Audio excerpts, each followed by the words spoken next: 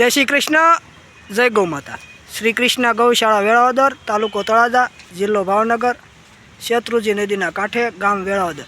તો મિત્રો, આજ રોજ તારીખ 28/2/2026ના રોજ સ્વ નાગજીભાઈ રાઠોડની ઉત્તર ક્રિયા નિમિત્તે શ્રી કૃષ્ણ ગૌશાળા વેળાવદરમાં બીમાર, નિરાધાર, વૃદ્ધ, રખડતી તેમજ રઝળતી ગાયો માટે આજ આખા દિવસની નિરણ દાનમાં આપવામાં આવેલ છે।